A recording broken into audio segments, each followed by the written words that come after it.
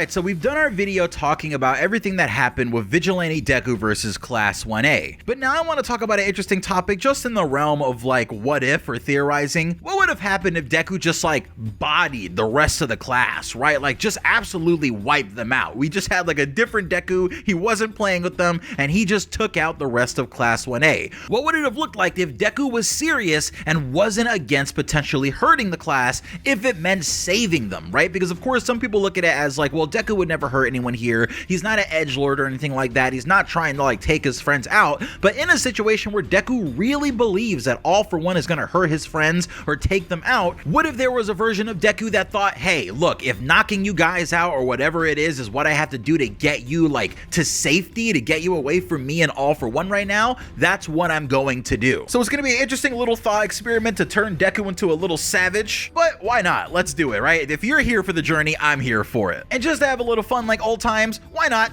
hit it?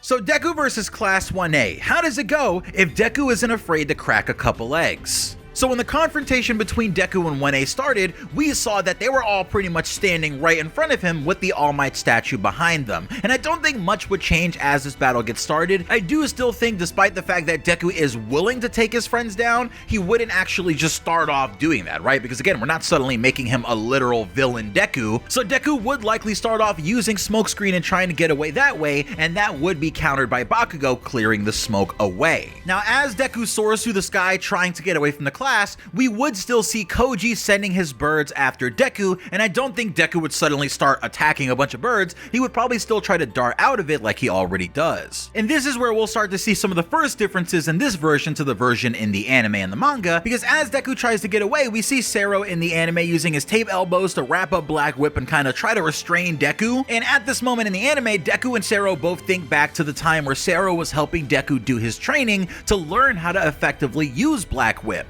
So where you have Deku in the anime just kind of ripping Sero's tape off and that just being the end of Sero's involvement, in our version I think Deku would reflect on that moment of training with Sero and actually use Black Whip on Sero, wrap him up with accurate precision showing that he did learn from that training, and send him flying into the birds. Or even potentially sending him flying into Koda, taking the both of them out of the fight. From here we saw Jiro high up in the air being held up by Dark Shadow as she used her heartbeat wall against Deku, and this actually didn't really move all that fast, but since the sound waves actually travel along the air to Deku, I wonder if it would be possible for Deku to literally punch so hard that the Air Force sends back the heartbeat wall towards Jiro, or at the very least he could just send a massive wall of Air Force to destabilize Jiro in the air and make Tokoyami and the others have to catch her, where they would probably put Jiro to the side and keep her out of the sky, considering that Deku just knocked her out of it, so that would potentially take Jiro out of the fight. Ojiro of course comes flying in with his tail. I don't know how he got that high up in the sky, maybe he threw himself up there with a tail jump, but Ojiro actually wraps Deku in his tail and reminds him of the time that Deku got angry at Shinso on his behalf. And in our version, I think Deku would just easily overpower Ojiro, ripping himself out of the tail and spinning Ojiro and throwing him also down onto a nearby building. As he tells Ojiro that right now is no different than before, he's still angry for someone on Ojiro and everyone else's behalf, but this time he's angry at All For One, and he doesn't need an audience to watch their battle, considering anyone who's watching would just be put in danger. So with Ojiro now out of the fight, we'd probably see Tokoyami coming in a little more enraged than he was in the actual episode, slamming Deku into a nearby building using Dark Shadow. And I'd like to think that there is the potential that Tokoyami would actually be angry on behalf of his other friends seeing what Deku is doing, and that might potentially trigger Deku's danger sense, letting him dodge Tokoyami's attack. But let's say that Tokoyami actually does send Deku into this building, I think it would be interesting to see what happens next. Here, as Deku is slammed into the building, we know that he's also slammed into a Mikami and Momo, and this machine attempts to put Deku to sleep, and I think he would just be more feral trying to get out of it, absolutely destroying it, before we'd see Kaminari coming out of the back to try to give Deku an over-the-shoulder kind of hug, trying to electrify him. And in our version, we're gonna have Deku backflip over Kaminari and actually grab him by the collar and send him flying into the parts of the same machine that he just broke out of. And at this point, Tokoyami's gonna land into the room, getting a little more serious than he was in the anime version, seeing that Deku is not playing, and being inside of a pitch black abandoned building with no lights, Tokoyami would be able to really use Dark Shadow here to its full power to try and make Deku stop.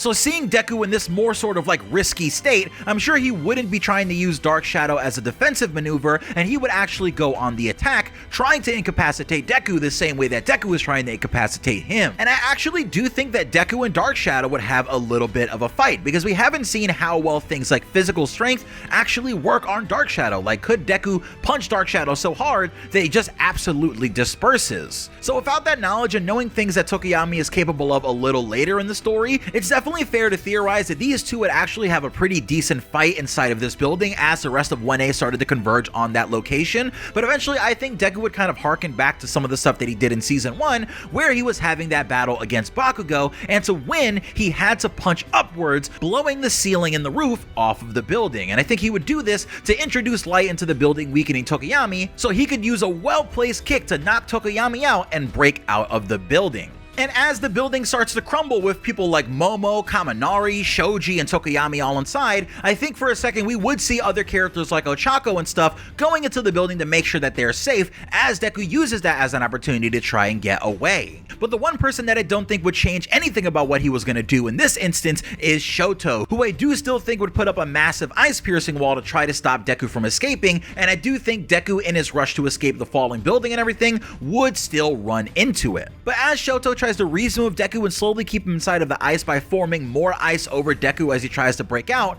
I think in our version, Deku would just absolutely pulverize all the ice that he's standing in, sending ice and smoke going everywhere. And it's at this point that I think Endeavor would see that this actually isn't going the way that they thought it would, so he would probably send in Kirishima, Aoyama, and Hagakure, who were kind of on the sidelines for this. Now, as Deku breaks away from Shoto's massive ice wall, we know that Froppy is going to try and stop him for whiplashing tongue maneuver, and in the anime she missed, so I don't think there's much reason, except for me being mean, for Deku to grab her tongue and throw her into the building or something like that, right? So Deku's just gonna more or less ignore her attack the same way that he was able to do in the anime.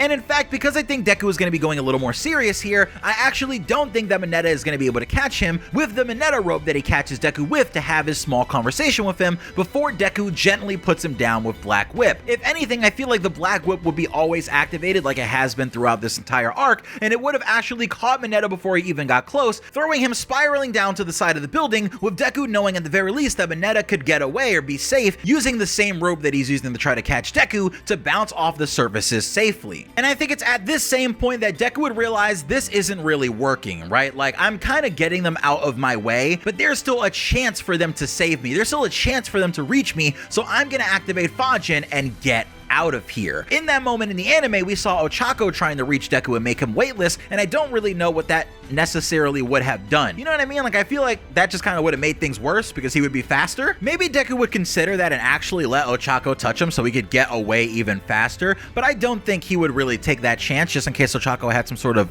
I don't know, plan up her sleeve, and he would still activate Fajin trying to get away, because even though I think Deku would be able to knock his friends out in this fight, I don't think he's necessarily trying to take them out, right? So any chance that he has to get away, I still do think that he would take it. Now, when the members of the class come together to do that great combination move that they did in the middle of the episode to send Ida and Bakugo flying towards Deku, I think Deku would have a really hard time doing anything negative to his hand there, and I know it would break his heart, but in this version, we would still have Deku, sadly, unfortunately, pull his hand back and let Ida fall, knowing that Kirishima or someone is still down there to catch him, or maybe even putting him down using Black Whip, right, and just making sure it extends all the way down to the ground. But I don't think that Deku would just allow himself to be caught here, and because the whole plan of Ida doesn't work, Deku would actually get away. And that would present a lot of interesting possibilities because it would further extend the Vigilante Deku arc. So let me know in the comment section below if you want me to do a video discussing what would have happened if Deku actually would have gotten away from Class 1A and how that would have changed the following events of the story, kind of doing like a what if the Vigilante Deku arc continued going on at this point instead of it ending the way that it did, more or less. But yeah, that is my opinion on what would have happened if Deku wasn't all that scared of hurting some of his classmates and actually was trying to get away, but still wasn't afraid to crack a couple eggs to make that omelet. And I don't know, I feel like it was really interesting. I didn't want to make Deku like a super edgelord just attacking and destroying all of his friends of his full might, because I don't think there's any world where that would happen, even one where I just make up on my own. But let me know what you guys think. How would he have taken the class on if he had to get serious, and do you think he actually could have kept them from capturing him if Deku was 100% serious in the way that we're describing? Or you can click the icon on my end screen to go to that video and see my actual thoughts on the episode itself. This is Pineapple. I'll see you guys later. Love ya.